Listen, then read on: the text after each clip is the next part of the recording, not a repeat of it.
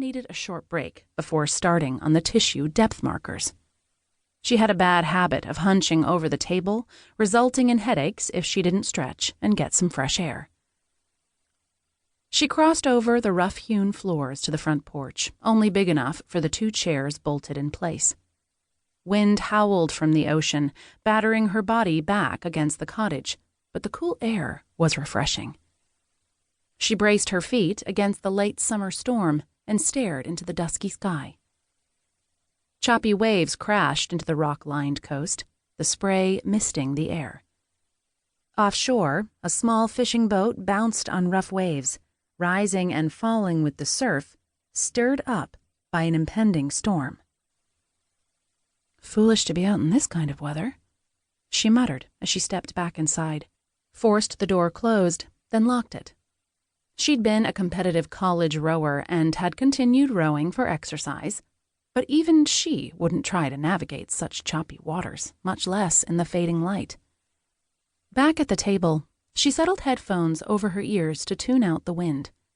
The sultry jazz tones of Garfunkel's "I Only Have Eyes for You" emptied her mind, and she started to cut long, tubular erasers.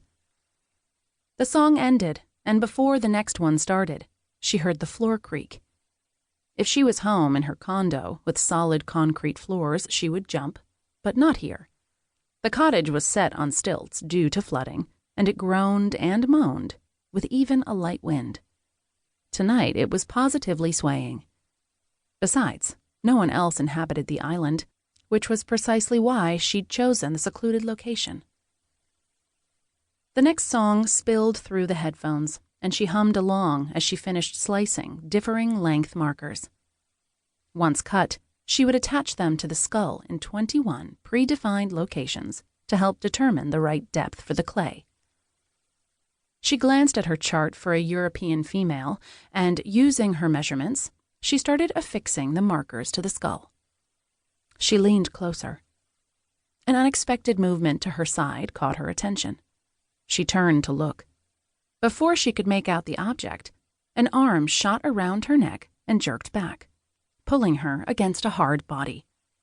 A scream came to her lips, but the paralyzing hold cut off her oxygen. "You thought I wouldn't find out?"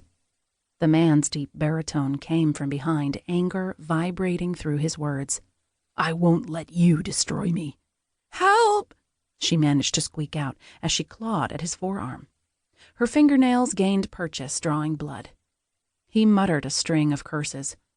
A gloved hand slammed into her temple, and pain razored into her skull. Nausea swam through her stomach. Blackness threatened. She blinked hard, blinked again. The darkness was winning, drawing, pulling her toward the black void. "No, don't give in. David lost his dad. He needs you." She forced her eyes open, kept clawing at the arm, and looked over the table for something, anything to fight him off. The needle tool. She grabbed it and plunged the steel into his arm, hit bone, jerked it out. Blood spurted freely. Curses spewed from his mouth, and his arm loosened. She stabbed again. Once, twice, 3 times. He howled and let her go. Gasping for breath, she snatched up her ball-peen hammer from the table, spun and swung it hard. The steel slammed into his head covered by a ski mask. He went down like a boxer connecting with a hard punch. Mind racing, Hannah ripped off her headphones and sucked in air. Her throat was sore, the skin tender and bruised, but she couldn't focus on the pain. She had to act. The man lay unmoving, but still the threat emanated from him. What should she do? Stay here and call for help? Go outside in the brewing storm? She couldn't use her phone. Even if she could get a signal, which was iffy, it would take too long for anyone to arrive in the raging storm. Remaining in the cottage was certain death, right? Maybe if she had something to tie him up with and buy time, but what? Think, Hannah, think. She shot a look around, spotted her phone cord, a lamp cord. They wouldn't make a firm knot to hold him. She had to leave, but how? The ocean was probable death, too. Oh my gosh, David. What about David? She had to save him.